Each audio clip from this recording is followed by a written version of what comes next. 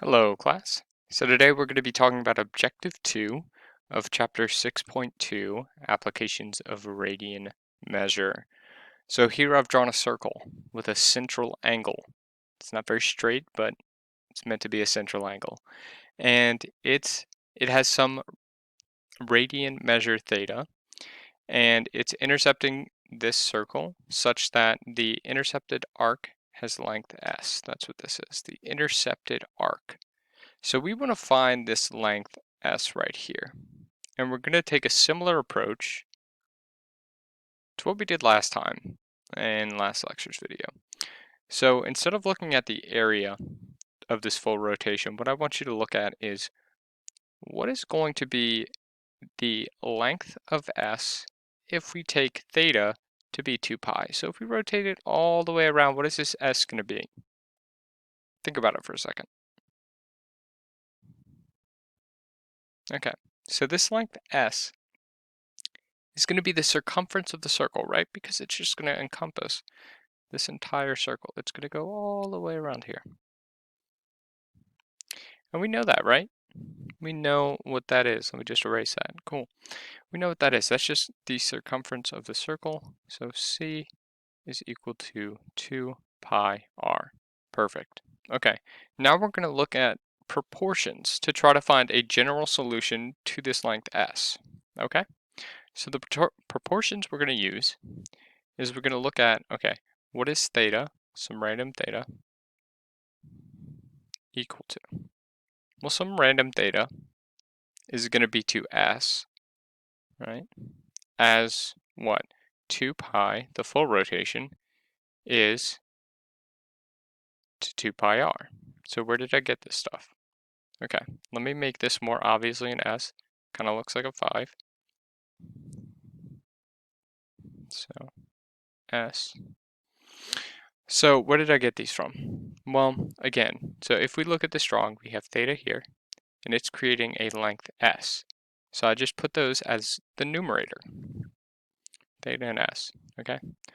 That's what we're trying to solve for. Well, we're specifically trying to solve for this s right here.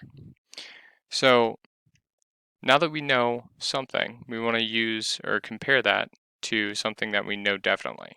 And that is, if we make the rotation a full 2 pi, which is what I showed in green here, then we have the arc length of 2 pi r, which is just the circumference right here. Okay? So using this proportion, we then multiply, or just do some algebraic manipulation to move this over to this side. And what that gives us is something that looks like this. We have theta over 2 pi times 2 pi r, which is equal to s. And we can cancel the 2 pi, which just leaves us with theta times r. Let's write that out. Theta times r is equal to s.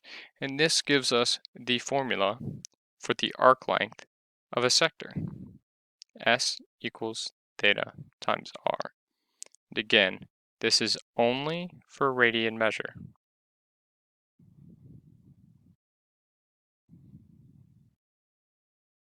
Do not plug something in degree measure into here because we didn't derive it with degree measure. Yeah, so just saying that. Next, let's go over a discrete or specific example with some given theta and some given radius. Here we have a rotation of pi over 6 radians and a radius of 22 centimeters. So rewriting our sector length, S equals theta r, we can see that given some theta and given some r, to find the sector length, all we have to do is multiply those two things together. So in this example, we would have S equals pi over 6 times 22 centimeters. And this, if you plug it into your calculator, is just going to give you 11.52 centimeters. And this is all we need to know for the length of the arc of a sector. The arc length of a sector is what I was trying to say. So again, guys, let me know if there's anything I can do to help improve these videos.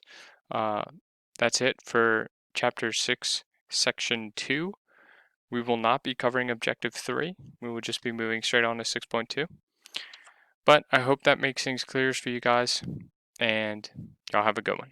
I'll see you next time.